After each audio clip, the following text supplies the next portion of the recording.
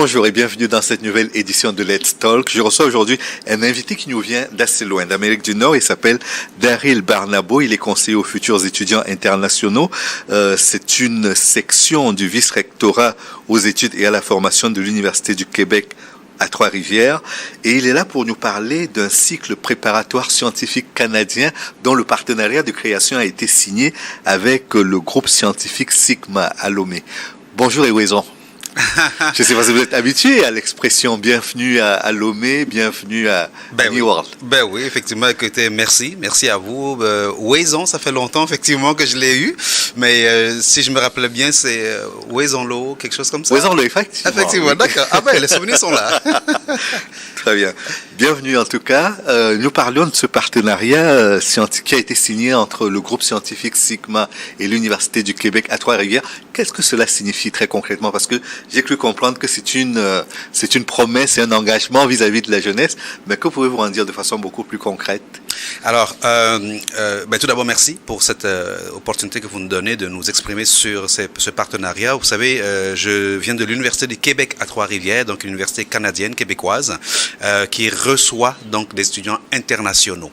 Alors, pour nous, ce n'est pas uniquement recevoir des étudiants qui nous intéressent, c'est de nous assurer que cette jeunesse qui vient chez nous, diplôme, revienne avec des compétences, revienne pour participer au développement économique donc de chez eux. Donc pour nous, la question de la compétence est primordiale. Alors, j'en viens au partenariat. À la base, les étudiants qui arrivent dans nos universités, ils ne sont pas préparés. Ils arrivent, on va dire, ils sautent une étape concrète. Ils arrivent et ils doivent passer à travers un cursus et on espère qu'ils réussissent. Les statistiques démontrent qu'un étudiant sur 5 ne diplôme pas dans le temps imparti. Alors, c'est bien beau à l'étranger de vouloir des étudiants qui arrivent et remplissent leur banc de classe. Ce que nous souhaitons, c'est des étudiants plutôt qui réussissent et concrètement, qui soient fiers de ce parcours et surtout que les parents qui investissent, ils voient la raison pour laquelle ils ont investi. Et c'est pour ça que nous avons créé un partenariat pour nous assurer, avant que les jeunes ne partent, nous avons délocalisé une de nos années, donc ici à Lomé, pour préparer les étudiants sur 2 volets, un académique et un au niveau des ateliers. C'est ce à quoi je voulais en venir très concrètement, parce que souvent quand on parle d'année préparatoire, pour beaucoup, ça revêt la nécessité, par exemple, juste d'apprendre la langue, ou alors de s'adapter pendant quelques années, rattraper des cours sur lesquels on n'avait pas été très bon. En quoi consiste très concrètement cette année préparatoire? Est-ce que c'est vous qui la menez? Est-ce que c'est votre partenaire Sigma qui mène la danse? Comment ça se passe concrètement? Alors, je vais reprendre votre expression, c'est Sigma qui va mener la danse.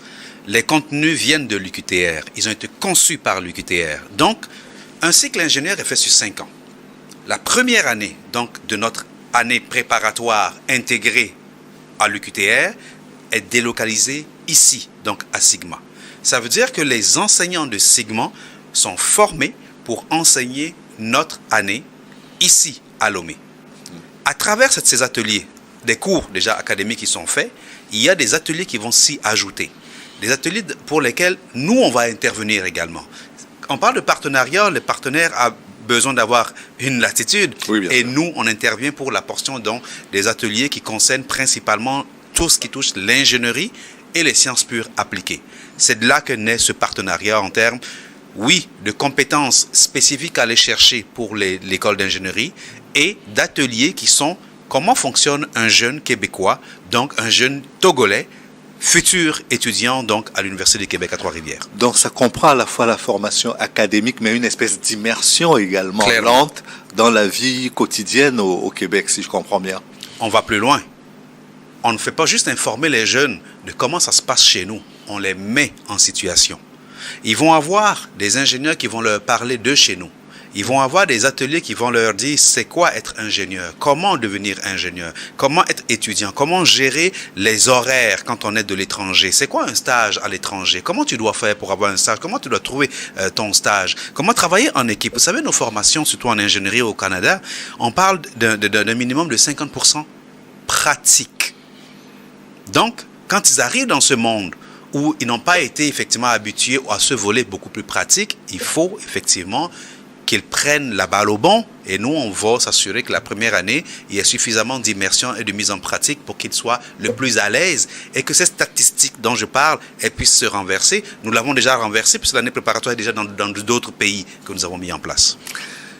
Au-delà de l'aspect préparation intellectuelle, préparation sociale, psychologique, même pourquoi pas à l'intégration à la vie au Québec, comment ça se passe sur le terrain? Combien ça coûte? Comment sont sélectionnés les étudiants qui sont retenus pour cette année préparatoire? Alors, j'aime bien la question du coût parce que l'idée a été pensée justement pour apporter une échelle, une économie d'échelle justement aux parents aussi. Une année aux études au Canada, c'est entre 17 et 25 000 $ par année à payer. 17 000 à 25 000 $ canadiens. Canadiens. Très bien. Donc, qu'on paye quand on va au Canada. Oui. Les étudiants qui font l'année préparatoire, ils vont payer environ 3 millions ici. Donc, on est loin du 17 000 $ canadiens. Vous comprenez? Donc, c'est une scolarité ici, à Sigma, qu'ils payent. Donc, pour nous, c'est un message fort qu'on lance aux parents de dire, vous avez un an pour préparer l'environnement financier qu'il faut pour l'enfant qui va partir à l'étranger. Vous avez un an au niveau académique pour le jeune pour vous habituer au système canadien parce que chez nous, c'est complètement différent. On va probablement l'aborder, mais nos jeunes travaillent depuis l'âge de 16 ans, pas les vôtres. Nos jeunes gèrent leur budget depuis l'âge de 16 ans, pas les vôtres. On a souvent des stages d'observation, mais ça n'a rien à voir effectivement avec un stage en entreprise. Vous l'avez dit, d'observation. Oui. Les nôtres, ils sont en emploi, voyez-vous. Et quand ils arrivent sur les bancs donc d'université, ils ont une complète autonomie. Pas les vôtres quand ils arrivent, vous comprenez? Les vôtres qui deviennent les nôtres. Et quand ils sont sur le campus, c'est toute cette adaptation, cette acculturation, ce temps qu'ils n'ont pas qui devient un problème. Donc, ils ne sont plus là pour étudier. Ils sont là pour essayer de sortir la tête de l'eau et plus tard, trouver leur marque pour les études. Forcément, si le cycle est en 5 ans, ils le font en 6, 7, voire 8. Et qui paye en arrière? Et la plupart d'entre eux, quand ils voient qu'ils ne sont plus capables, ils changent de programme. Mais changer de programme, on dirait pour le parent et pour le jeune, c'est un recommencement à zéro. D'accord, mais les 3 dernières années en arrière, qui a payé? Et où cet investissement-là? On reprend avec quels moyens financiers? Et vous savez, au Canada, on ne peut pas dire « j'arrive et je vais travailler pour payer mes études ». Non, non, ça, c'est pas possible. Du moins pas la première ni la deuxième année. Les autres années, oui, parce que l'étudiant peut quand même travailler 24 heures semaine pour aller chercher au-delà de 24 000 $. Mais les premières années, il faut quand même les assurer. Nous allons revenir sur cette partie, autorisation ou pas pour les étudiants de travailler, mais est-ce que la formation préparatoire que vous ouvrez à Lomé ne concerne que les étudiants qui sont au Togo?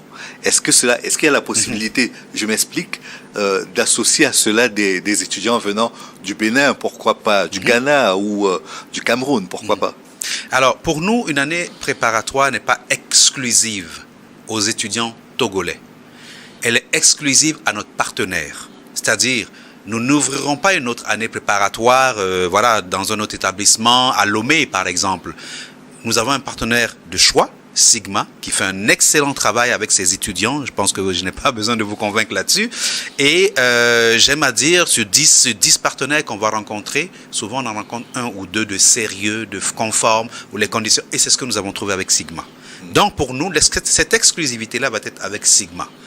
Les étudiants seront de Lomé, de l'ensemble du territoire togolais, du Burkina Faso, du Bénin, d'Accra, bref, peu importe la provenance de l'étudiant, ce ne sera pas un problème pour nous. L'essentiel pour nous, c'est que cette année serve concrètement à ce que l'étudiant se rende compte de l'environnement dans lequel il va aller en ayant les outils.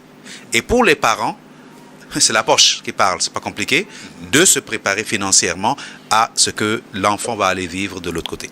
Vous savez, ces dernières années, les étudiants africains, de façon générale, ont eu l'impression que l'Europe devenait une forteresse impénétrable pour eux. Traditionnellement, c'était la destination de nos étudiants. Tout à fait. Quand ils partaient des anciennes colonies françaises, la tendance était d'aller en France, d'aller en Allemagne, d'aller, bref, dans les pays européens. Aujourd'hui, on a l'impression que les portes sont fermées et que l'on cherche des débouchés ailleurs et que parmi les pays qui peuvent constituer un débouché, il y a le Canada et notamment le Québec. Est-ce que c'est comme ça que vous le vivez de votre côté? Oui et non. Certes, le Québec veut je dirais, une population qui vient, mais qui soit active. Et voyez-vous, quand je vous donne encore là, je reviens à mes statistiques, nous voulons éviter, et c'est pour ça que le gouvernement canadien, effectivement, a resserré, ses portes, les conditions d'entrée et autres. Et d'ailleurs, et même de séjour. Et de séjour. Et nous nous sommes vus un peu comme ne voulant pas que les étrangers, les internationaux. C'est l'impression que le Premier ministre canadien a donné en arrivant, le nouveau Premier ministre. Oui. Alors, faut croire que la réelle intention en arrière, c'est de s'assurer que les gens qui ont je vais dire ça comme ça, une réelle histoire, si on parle de l'académie, que ce soit ces gens-là qui arrivent. Je m'explique. Lorsque vous avez votre classe de terminale de compléter, vous avez votre bac, vous faites une année préparatoire pour laquelle s'ensuit une formation directe au Canada dans une université, ne pensez-vous pas que l'histoire est crédible? C'est là qu'on va chercher une réelle poursuite d'études de l'étudiant. Lorsque vous arrivez dans un cursus où vous avez, ça fait, je vais dire n'importe quoi, 2 ans, vous avez eu votre bac, vous arrivez, puis là, vous décidez d'aller faire une formation dans un domaine. Il faut convaincre l'agent d'immigration du pourquoi est-ce que, après 2 ans d'arrêt, il ne s'est rien passé, vous voulez aller au Canada, et même nous, on va la questionner, cette absence-là. Donc, il y a tellement de cas de figure pour lesquels la population ne comprend souvent pas pourquoi il y a eu un refus. Alors, le Québec a toujours été un pays une province qui sélectionne. Donc, les universités... Pour pratiquer l'immigration choisie, comme dirait quelqu'un. Clairement. Oui. Et c'est le mot qui est employé. Oui. Et c'est de là également que les universités font la même chose, parce que nous avons des quotas pour lesquels le nombre d'étudiants internationaux doivent arriver donc chez nous. Et nous, le choix que nous avons fait, c'est qu'en ayant un quota au niveau des étudiants internationaux, nous pouvons implanter des années préparatoires pour faire entrer le nombre d'étudiants que nous souhaitons, voyez-vous, qui vont obtenir le CAQ et le permis d'études.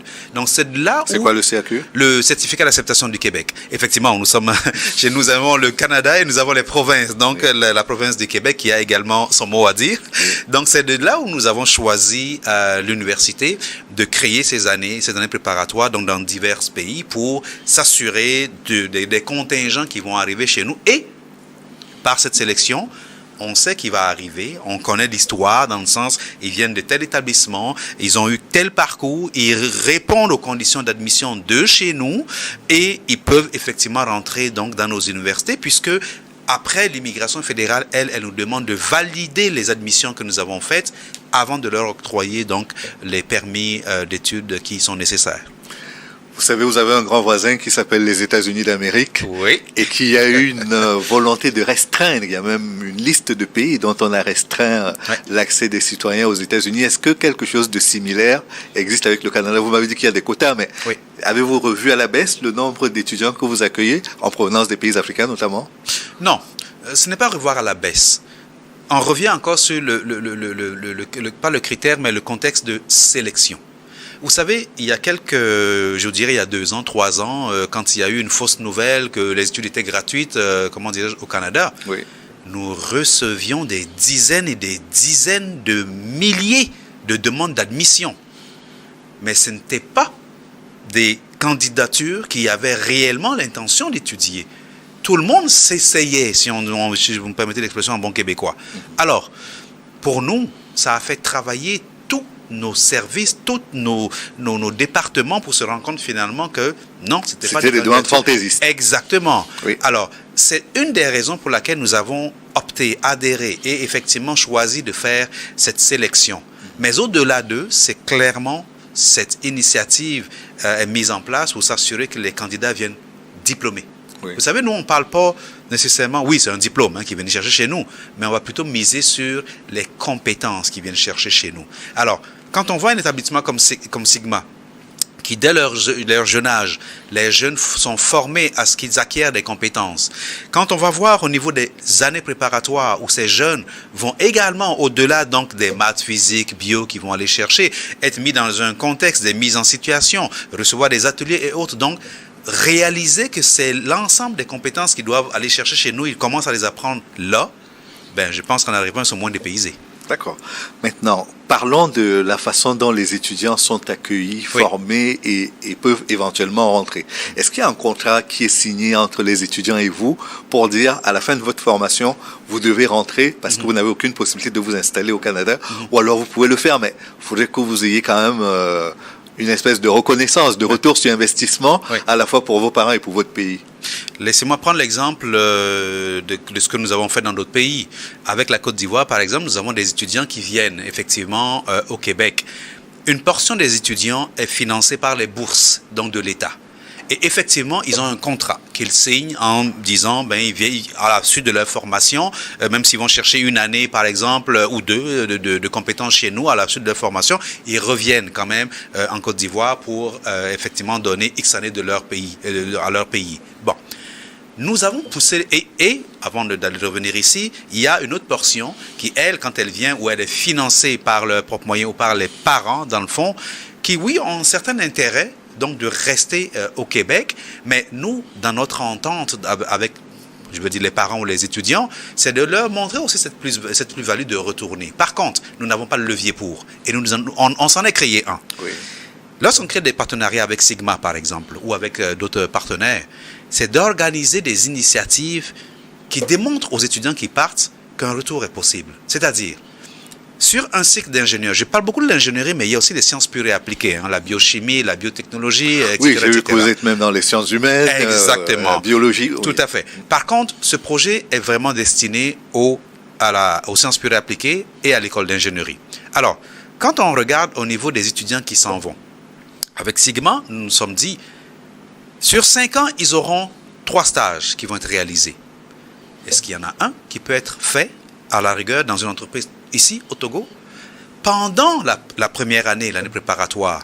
Pourquoi ne pas l'annoncer aux entreprises que cette cohorte s'en va à l'étranger pour être formée et les y intégrer tout de suite? Et avoir des mains levées qui disent, moi, s'il y en a qui partent, j'aimerais ça en avoir qui viennent, en stage chez nous à la deuxième, troisième année, par exemple. S'assurer, susciter un intérêt aux jeunes en partant. Je vais plus loin. J'ai été en Guinée, à Dalaba. Le jeune à l'année préparatoire me dit clairement... À Conakry, effectivement. Oui. Le jeune me dit, moi, je veux être le premier Guinéen à fabriquer l'auto électrique. J'étais comme, oh, ok, on vient de loin là. Le jeune savait déjà ce qu'il voulait faire. Vous me direz, ben, il est jeune, il est encore en année préparatoire, tout ça. Oui, mais il a déjà un projet. Oui, mais on a déjà attaché une entreprise avec laquelle il pourrait effectivement revenir faire son stage, qui fait qu'après sa formation, il y a des possibilités. C'est comme ça que nous poussons le vice plus loin. Et est-ce que cela procède du fait qu'on ne peut pas rester après ses études au Canada, ou c'est parce qu'il y a une volonté véritablement d'aider au développement du continent africain en formant les cerveaux avec les outils canadiens et québécois? L'idée est là. L'idée est là, c'est-à-dire de les intéresser déjà à revenir. Il faut initier quelque chose. Il faut y intégrer des entreprises. Vous savez, nous, à l'UQTR, on ne peut pas tout faire. C'est l'ensemble des forces, l'ensemble des, je dirais même pas des volontés, l'ensemble des investissements, et non pas seulement monétaires. L'entreprise qui dit, je m'engage à recevoir un étudiant qui s'en va là-bas pour ses 4 ans de formation, après sa deuxième année, je lui offre un stage ici, je vais aller le rencontrer, puis c'est ce qu'on devra faire, nous, accepter une délégation, par exemple, d'entreprises qui viennent nous rencontrer à X moment, pour rencontrer nos jeunes, on leur dit, voilà nos offres d'emploi, vous rappelez-vous, je vous ai eu en stage chez nous, etc. etc. C'est comme ça qu'il faut les intéresser. Parce qu'au-delà de ça, le jeune qui dit, je finis ma formation et je veux y rester, que pouvons-nous y faire?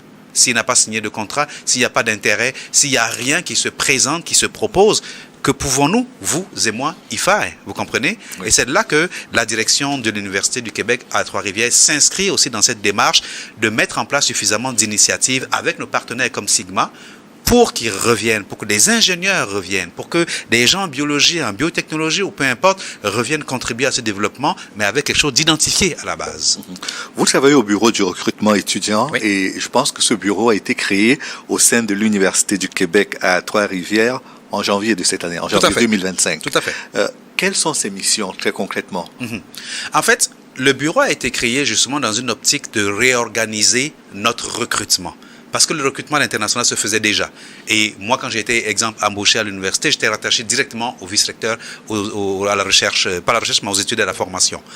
Et au fur et à mesure que le nombre d'étudiants internationaux donc, augmentait et que les départements avaient des besoins, nous avons structuré un bureau pour répondre aux besoins donc, des départements.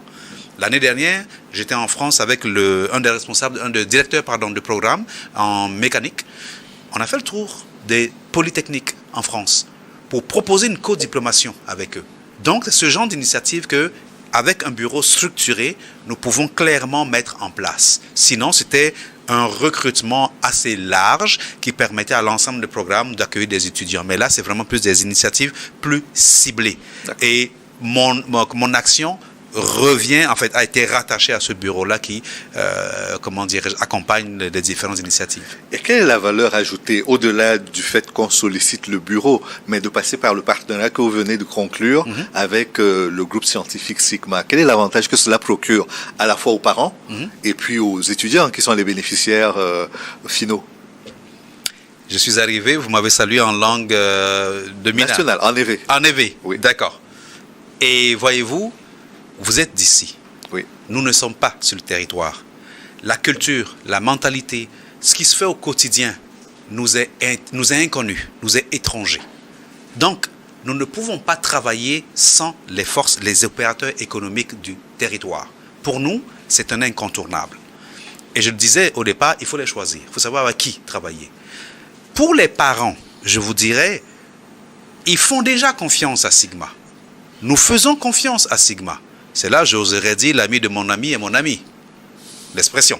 Oui. Alors, c'est dans ce sens que, pour que les parents fassent déjà confiance à Sigma, y envoient leurs jeunes, voient déjà cette plus-value de dire, attention, je vais faire une économie d'échelle à ce projet-là, au moins il ne partira pas aussi jeune. Ah oui, il y a une autre problématique.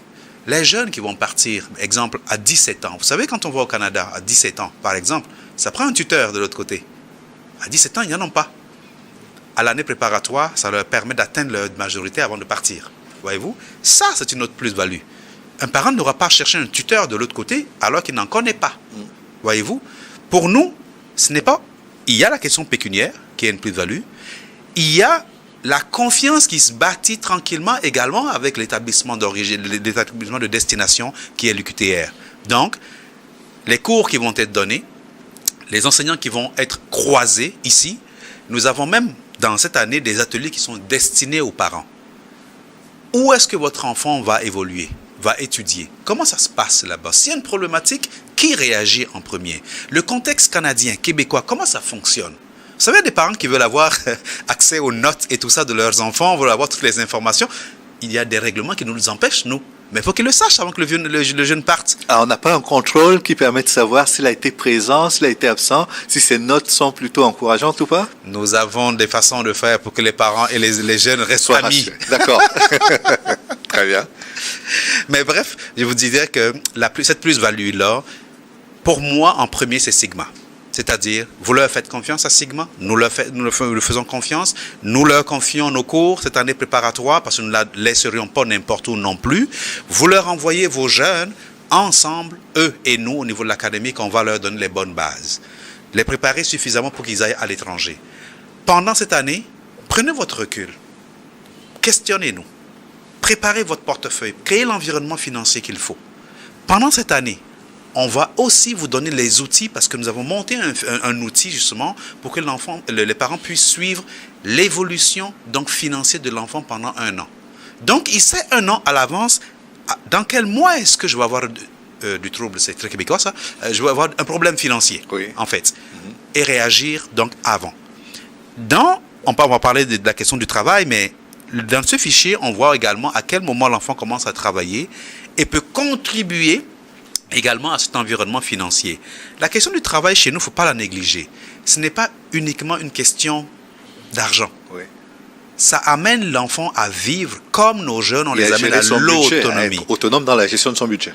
Et plus loin, oui, à créer un réseau de contacts, à créer un réseau d'entreprises, à savoir comment demain je vais me vendre pour une entreprise, aller trouver mon stage, faire mes projets d'études, travailler en équipe.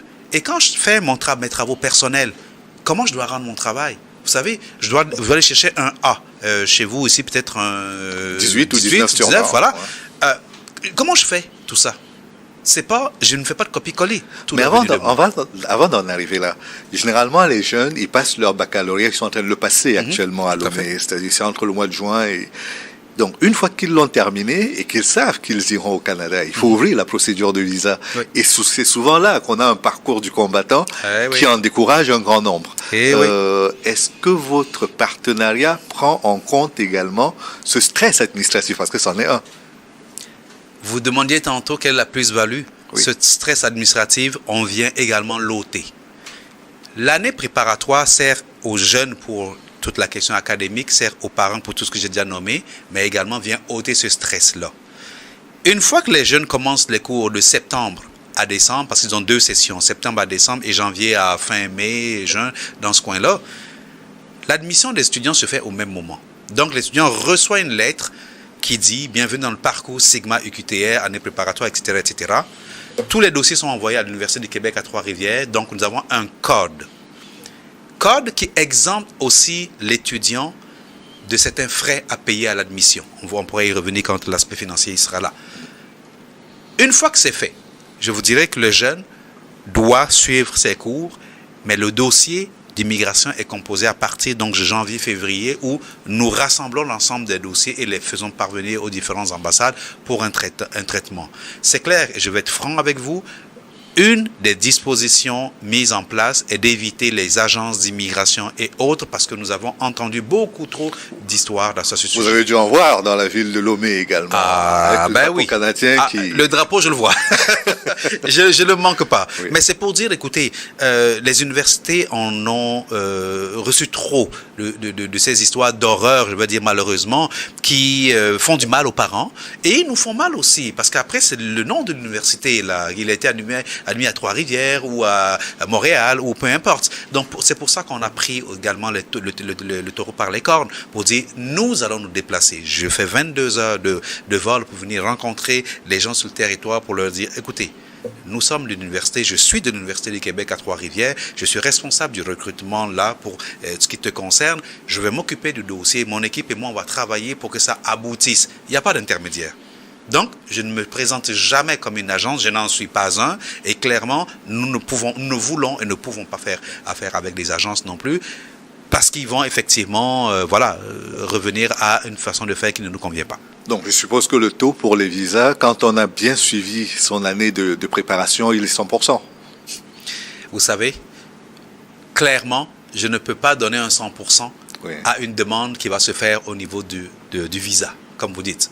Pour nous, on parle d'une demande du permis d'études. Oui. Les ambassades sont autonomes, doivent gérer, doivent faire leur vérification. Cependant, ce que nous amenons, c'est qu'il y a un quota que nous allons respecter en choisissant nos étudiants parce que nous les sélectionnons. Nous avons mis en place plusieurs éléments parce que nous rencontrons également les ambassades dans ce cursus-là avant de venir signer un partenariat, etc., etc. Les dossiers que nous envoyons, ils répondent à 2 critères majeurs de l'ambassade. 1, ils ont une réelle intention d'études au Québec, dans votre université. Et 2, ils ont la capacité financière donc requise pour étudier et subvenir à leurs besoins. Ce sont les 2 éléments majeurs pour lesquels les dossiers sont au-delà de 80% refusés. Donc, jusqu'à présent, les expériences que nous avons eues, l'ambassade nous a clairement dit, nous avons travaillé principalement avec Dakar et Rabat et Paris, ils nous l'ont clairement dit, ils répondent effectivement à ces critères-là. Voyez-vous? Donc, pour nous, aujourd'hui, les années préparatoires sont un gage quand même. Oui, ils augmentent le taux de réussite donc, de ces dossiers-là. Ils vont faire leur vérification. Il y a des éléments que nous ne connaissons pas de nos candidats. Et ça, s'il y a des éléments, eux, ils vont le découvrir s'il y a lieu. Mais pour nous, on fait 80% de la job. Mais quand un étudiant arrive au Québec avec le permis d'étudier, est-ce qu'il a le droit de travailler? Ou alors il doit demander une autorisation, une dérogation pour travailler? Non. Les lois canadiennes permettent effectivement aux étudiants internationaux, quand ils arrivent avec un permis d'études, certes, ils obtiennent un visa qui permet de passer la frontière. Ils ont un permis d'études qui est l'autorisation d'étudier sur X nombre d'années. Ils ont également un permis de travail, mais qui est une autorisation de réaliser l'ensemble des stages au Canada. De facto, l'étudiant international, avec son permis d'études, peut travailler 24 heures par semaine au Québec. c'est cette disposition qui permet aux étudiants, au-delà de leurs études, d'aller travailler, je veux dire, dans un McDo, dans une épicerie, dans une entreprise ou peu importe, mais d'aller se faire un peu, comment dirais-je, un peu de sous. Dans le fond. Un peu d'argent de poche. Un peu d'argent de poche. Oui. Voilà, j'ai cherché le mot, en fait, je voulais le traduire en français. Bref, un peu d'argent de poche pour subvenir à leurs besoins. Oui. Et pour nous, c'est important que les étudiants le fassent. Il faut comprendre que c'est... Mais ça ne se substitue pas à l'apport des parents, à l'engagement financier qui a été pris de financer les études. Il ne se substitue pas, il aide quand même comment dirais-je, à subvenir aux subventions, à la subsistance, pardon. Les étudiants vont utiliser ce moyen-là pour aider, si vous voulez, à l'apport financier. Mais pour nous, c'est surtout, ils rentrent dans le moule québécois. C'est-à-dire, comment on fonctionne chez nous. Comment on devient autonome, on gère le tout et autres. J'ai toujours dit aux parents et aux jeunes, les études au Canada, c'est un sacrifice. Ne vous y trompez pas. Parce que 17 à 25 000 $ canadiens, ça représente quelque chose. Ça représente quelque chose. Oui. Et je peux vous dire, d'ailleurs, pour les parents qui nous écoutent, qui nous écouteront, c'est sûr que, exemple, à 17 000 $, c'est 4 versements dans l'année. Hein? Donc, c'est pas un montant que vous versez là, mais ça reste quand même un investissement. Et peu importe le projet, ça reste un investissement pour lequel on aimerait voir un retour. Et c'est ce que nous, on essaye, on met déjà en place avec les autres années préparatoires, les étudiants qui sont chez nous, à dire, investissez, d'accord, les parents, vous, le jeune, faites votre part. Et j'aime à dire, faites votre job.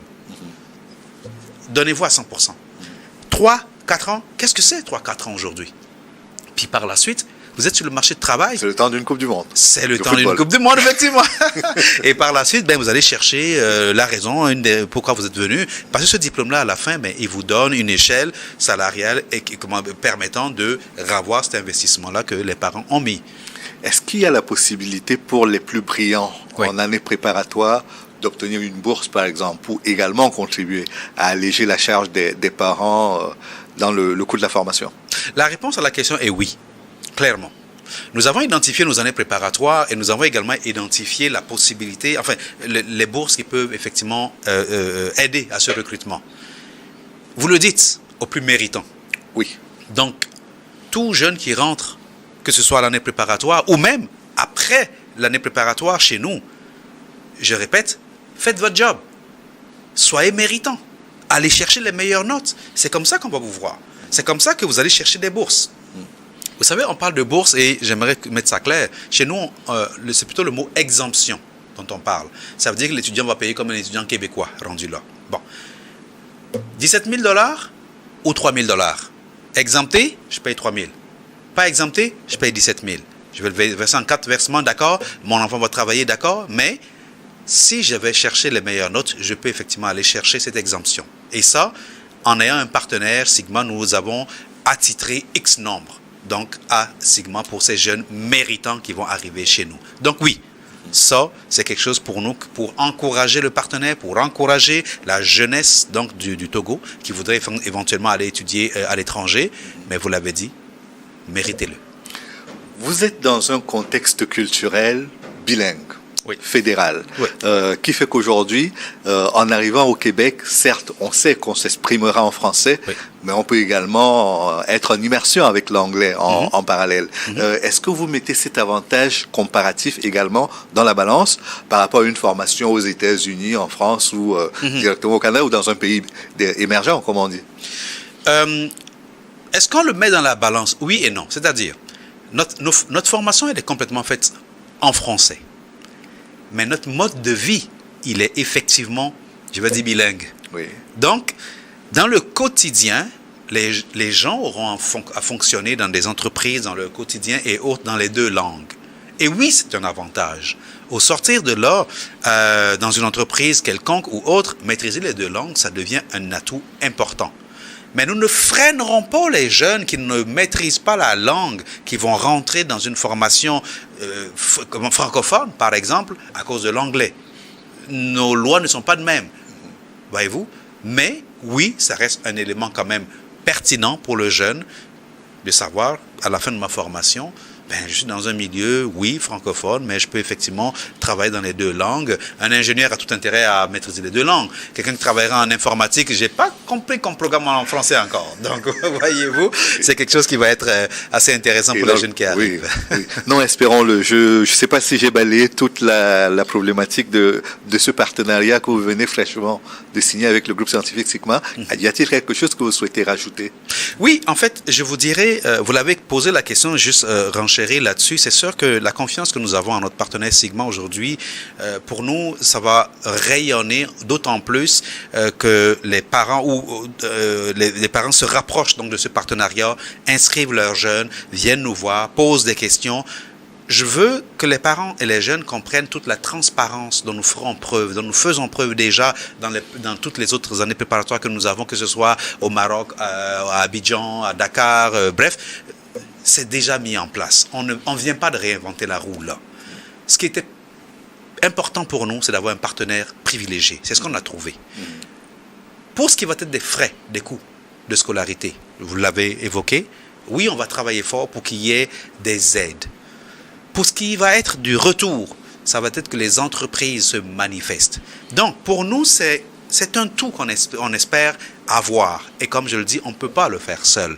C'est très important pour nous de voir qu'un partenaire s'engage à mettre en place des cours, à le mettre d'une certaine façon qui va rejoindre la façon canadienne de fonctionner, et que les jeunes, en arrivant là, ils ne soient pas surpris dans nos laboratoires.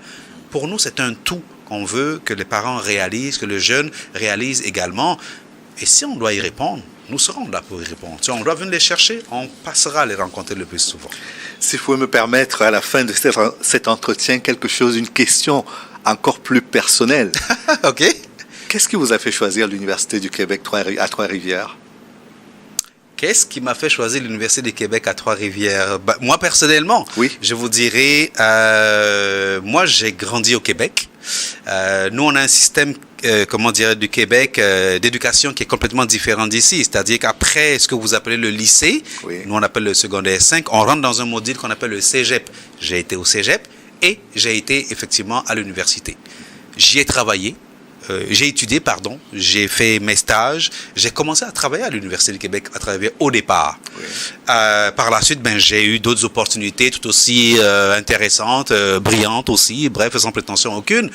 Et un jour, j'ai reçu un coup de fil du vice-recteur avec qui j'ai eu une bonne heure de discussion, qui me dit, ce que vous faites à Sherbrooke, j'aimerais ça que vous veniez le faire à Trois-Rivières, c'est-à-dire le recrutement de nos étudiants et cette sélection-là et mettre en place l'emphase d'eux. J'ai apprécié, je vous dirais, ce savoir-faire qu'on reconnaît et comme disent, écoutez, venez le faire chez nous. Et comme donne cette liberté de le monter, de le personnaliser et de le taguer UQTR et d'aller trouver ses partenaires comme Sigma qui vont se joindre à. Je pense, voilà pourquoi est-ce que je m'étais retrouvé à la base à l'UQTR. Et j'aime bien l'environnement aussi, je vous dirais, parce que un des derniers éléments que vous m'amènerez, Trois-Rivières est entre Montréal et Québec, 1h30 de Montréal. Le coût de la vie est beaucoup moins cher donc qu'à Montréal. Pourtant, on est à 1h30. Oui. Les frais de scolarité, 25 000 $ à Trois-Rivières, 30 000 à Montréal ou 35 000 et plus. Donc, c'est un environnement qui favorise une intégration, vivre en famille. Bref, tous ces éléments-là m'ont effectivement ramené là. Et si je dois donner un conseil aux parents, vous me dites qu'est-ce qui m'a amené là? Ce sont ces éléments. Dans quel environnement je veux envoyer mon jeune, pour qu'il n'ait pas les distractions de Montréal, pour qu'il trouve un emploi assez facilement, pour qu'il puisse sortir, aller travailler, revenir, se faire un réseau. C'est ça, en fait. Et c'est ce qu'on veut pour nos jeunes quand on les envoie à l'étranger. Parce que vous le savez, nos jeunes, ils partent tôt. Mais ils n'ont pas la maturité de nos jeunes à nous Québécois de l'autre côté. Donc pour nous, ça va être important, effectivement, que l'environnement soit propice à évoluer et à permettre un retour aussi. Pourquoi? Parce qu'une fois fini, une fois l'expérience acquise, je dis, j'ai fait le tour de Trois-Rivières. Lomé, je pourrais y retourner. Un oncle m'a dit une chose une fois. J'ai dit, mais pourquoi tu ne viens pas t'installer à Trois-Rivières? Pourquoi tu ne viens pas au Québec, au Canada? Il m'a dit, ici, je suis quelqu'un. Vous, chez vous, votre système fait que vous êtes tous égaux, vous faites... Je ne l'avais pas compris, cette phrase-là. Et ce que moi, j'en retiens, c'est qu'effectivement, un retour aux sources à Lomé, par exemple, quand on a un emploi et tout ce que vous voulez, Ben oui, écoutez, on peut créer une condition.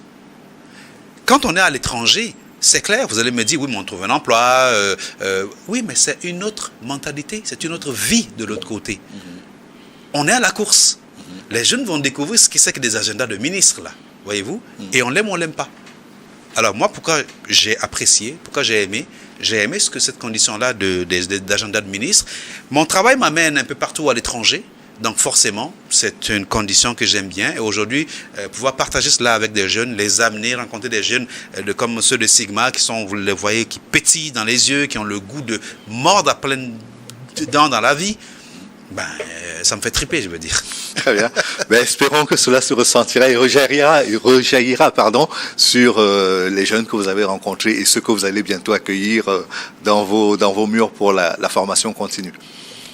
Merci encore, Daryl Barnabo. Je rappelle que vous êtes conseiller aux futurs étudiants internationaux à l'Université du Québec à Trois-Rivières. Ce fut un plaisir d'échanger avec vous. C'est moi qui vous remercie pour ce moment. Merci beaucoup et merci à vous d'avoir suivi l'émission jusqu'à son terme. Restez en compagnie des programmes de New World Economy. À la semaine prochaine.